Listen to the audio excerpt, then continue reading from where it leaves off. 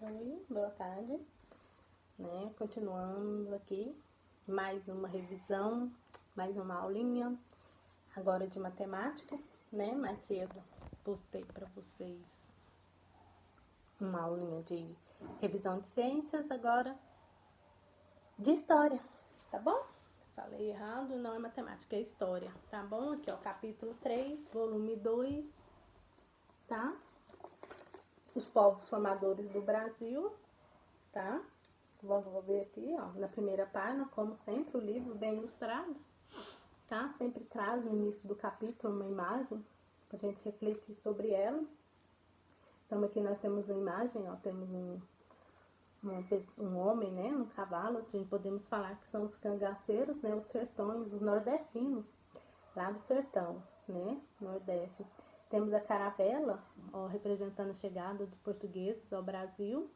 Os primeiros povos, os indígenas, né, os índios que faziam, que aqui, né, nosso país já habitavam, nossos primeiros habitantes, né. Então, nesse capítulo você vai estudar como o contato entre indígenas, europeus e africanos contribuiu para a formação do Brasil, tá? Então, aqui no Brasil, bem antes, muito antes mesmo da chegada, né, do descobrimento em si do Brasil, já viviam uns povos aqui, né, uma comunidade já habitava o nosso país, que eram os índios, né, eles viviam aqui já e ainda vivem, né, não viviam, ainda vivem, porque existem hoje várias comunidades indígenas espalhadas pelas nossas regiões aí brasileiras, tá? Muitas vivem de forma um pouco diferente do que antigamente, né? Antes eles viviam através viviam entre meio às matas, né? Caçando, pescando. Então eles viviam livres, né? Eles eram livres porque eles eram os únicos habitantes aqui. Então a forma como eles viviam, uma cultura era bem diferente, tá? Hoje não, hoje existem comunidades que até compartilham, né?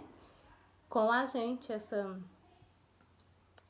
o mundo da tecnologia, tá? Existem comunidades indígenas que têm uso da internet, televisão, né? Então são pessoas, eles estão de fato interagindo sim na nossa sociedade e são bem merecidos por isso, né? Porque viveram aqui muitos anos, nos ensinaram bastante coisa, deixaram todo um legado, né? Uma cultura, né?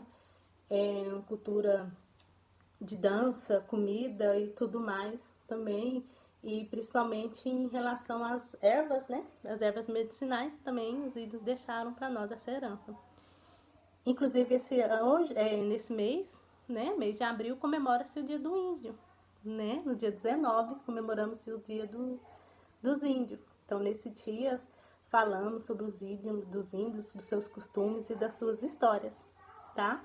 Principalmente dentro das escolas. Como agora nós não estamos podendo, né, estar dentro das escolas, não teve esse contato, né, essa aula, digamos assim, uma aula para falar desse povo tão bonito, né, que nos ensinou bastante coisa, tá bom?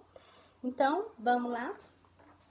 Então, a população brasileira ela é bastante miscigenada, ou seja, é bastante misturada. Existem vários tipos de povos dentro do nosso Brasil. Temos a raça, os negros, os brancos, os asiáticos, os indígenas. Então, são várias, são inúmeras raças, né, que favorecem essa formação do nosso povo brasileiro, tá? Os principais grupos, né, dentro dessa formação, podemos destacar os índios, os africanos, os imigrantes, né, os europeus e os asiáticos, né? Lembra dessa palavra imigrante? Que estudamos lá no capítulo 1, né, os migrantes, né? Então, nós também já estudamos sobre isso, as pessoas que vieram de outros países, né, em busca de trabalho, de estudo e tudo mais, tá? Os povos indígenas, né, os primeiros habitantes, como eu já falei, antes do descobrimento do Brasil, o território já era habitado por povos nativos, tá? Os nativos, os índios mesmos. Nesse caso, os índios. Existem diversos grupos indígenas no país. Entre os principais estão, ó, os Carajás, Bororó, Caigangue, Yanomami. No passado, a população desses ilhos era de quase 2 milhões de pessoas. Nossa, olha para você ver. Antes do descobrimento do Brasil, bem antes mesmo, era o tanto de índios que viviam, né, por esse Brasilzão afora. 200 milhões de índios, né, de pessoas. Povos africanos, né, além dos índios, né, também temos entre os grupos os africanos. Esses africanos são grupos humanos que sofreram uma migração involuntária, pois foram capturados e trazidos para o Brasil. Então, os africanos são os escravos, tá? Que vieram lá da África, que eles vieram trazidos, né, involuntários, ou seja, foram obrigados a estarem aqui, tá? Então, eles vieram mesmo pela mão de obra.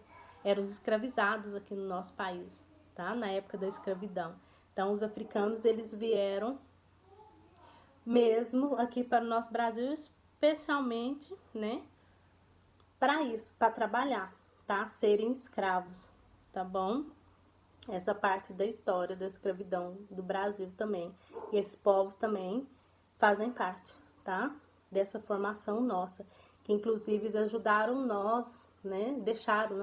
Ajudaram os pessoas, fazendeiros, donos de terras construíram seus patrimônios, mas também deixaram pra gente uma cultura muito bonita, tá? Deixaram nossa cultura como dança, a capoeira, né? São deixadas pelos escravos, a comidas, né?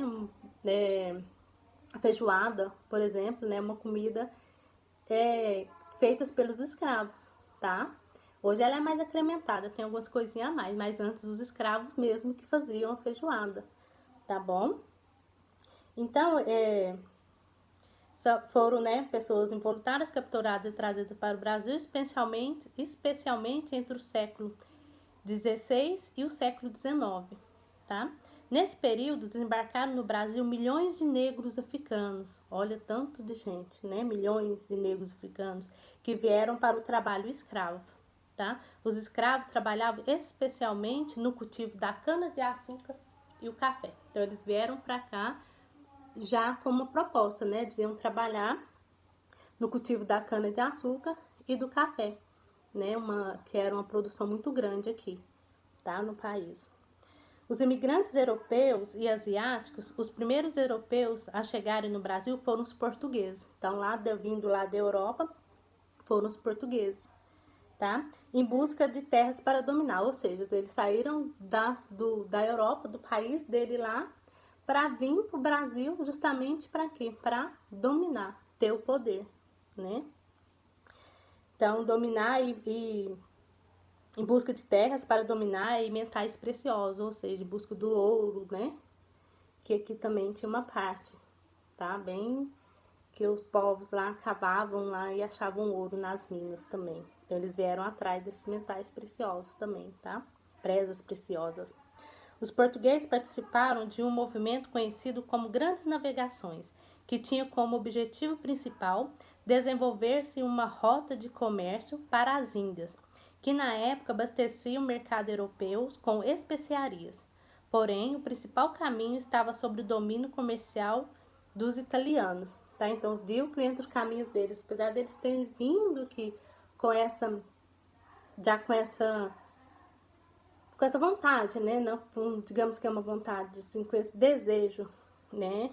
De comercializar aqui, de dominar o Brasil, no caminho deles de toda essa rota, assim, eles tinham uns outros povos, né? Que eram os italianos. Isso fez com que outras potências europeias buscarem novas alternativas. Nessa busca, os europeus acabaram encontrando um novo continente, a América. Tá? Então, olha para você ver. Então, eles foram para um lugar, não conseguiram, fizeram uma rota diferente. E dentro dessa rota, eles encontraram um novo continente, a América, né? E os portugueses chegaram na região mais ao sul, o Brasil. Ou seja, os portugueses chegaram pelo sul do Brasil, tá? Mais tarde, por volta do século XIX, o governo brasileiro promoveu a entrada de um grande número de imigrantes europeus e também asiáticos. Então, um pouquinho mais tarde, depois que vieram assim, os portugueses, italianos, aí já com o Brasil, né, estabelecido uma estabilidade, né, eles abriram caminho para outros povos estarem entrando dentro do país. Daí veio as outras formações, né, dos italianos, dos alemãos, dos japoneses e tudo mais, tá bom? Então, mais tarde, né, por volta do século XIX, o governo brasileiro promoveu a entrada de um grande número de imigrantes europeus e também asiáticos, ó, tanto os europeus como os asiáticos. Na primeira metade do século XX, pelo menos 4 milhões de imigrantes desembarcaram no Brasil. Dentre os principais grupos humanos europeus, destacam-se, então, olha os principais: os portugueses, os espanhóis, os italianos, os alemães. Em relação aos povos asiáticos, podemos destacar os japoneses, os sírios e os libaneses, tá? Então, olha quanta gente que veio, né, fazer parte desse Brasil nosso, desse país nosso tão grande. Por isso que ele é tão misturado, tem tantas raças e tantas pessoas diferentes, ó. Tivemos o que? Os espanhóis, portugueses, italianos, alemães, os japoneses, sírios e libaneses, tá? Então, dentro de vários estados brasileiros hoje, se formos procurarmos, existe uma comunidade desses povos, tá?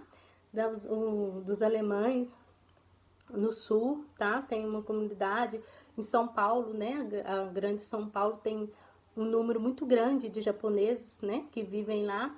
Até que mesmo, né? No nosso Triângulo Mineiro aqui, na nossa cidadezinha Uberlândia, tem um grupo, né? Muito grande também de chineses, né? Que vieram para cá.